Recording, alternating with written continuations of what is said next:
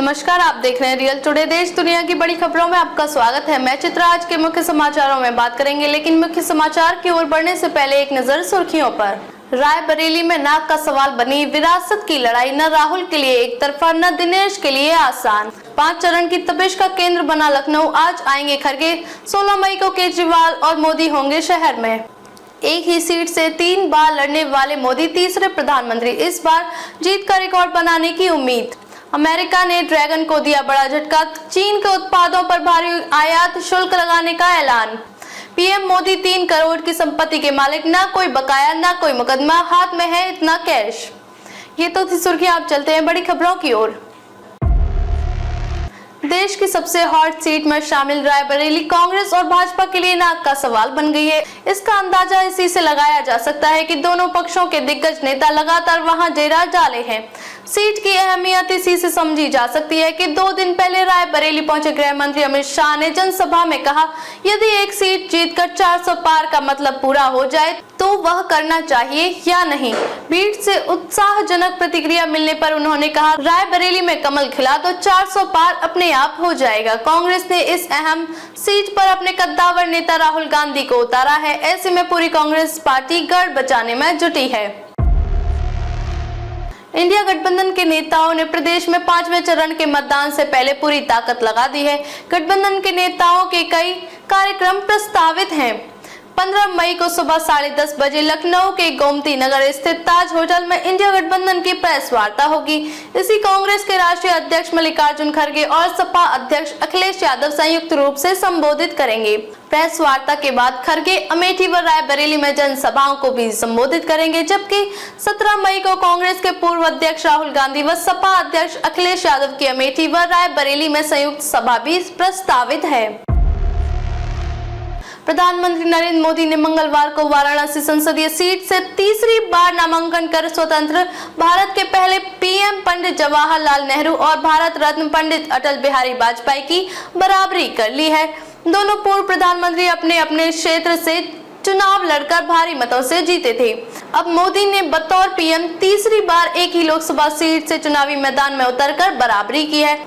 प्रयागराज जिले की फूलपुर सीट से पंडित नेहरू 3 बार 1951 से 52, 1957 और 1962 में सांसद रहे और तीनों ही बार उन्होंने प्रधानमंत्री के तौर पर देश की बागडोर संभाली। पंडित नेहरू को देश का पहला प्रधानमंत्री बनने का गौरव हासिल हुआ।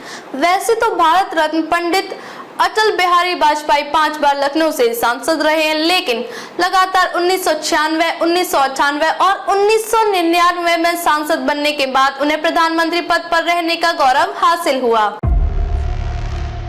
प्रयागराज जिले की फूलपुर सीट से पंडित नेहरू 3 बार 1951 से 52, 1957 और 1962 में सांसद रहे और तीनों ही बार उन्होंने प्रधानमंत्री के तौर पर देश की बागडोर संभाली।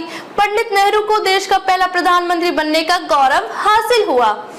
वैसे तो भारत रत्न पंडित अटल बिहारी वाजपेयी 5 बार लखनऊ से सांसद रहे हैं, लेकिन लगातार 1996, 1998 और 1999 में सांसद बनने के बाद उन्हें प्रधानमंत्री पद पर रहने का गौरव हासिल हुआ। उन्होंने कहा, अमेरिका अपनी इच्छा के अनुसार किसी भी तरह की कार खरीदना जारी रखेगा, लेकिन चीन को इन कारों के बाजार को गलत तरीके से नियंत्रित करने की अनुमति कभी नहीं देगा।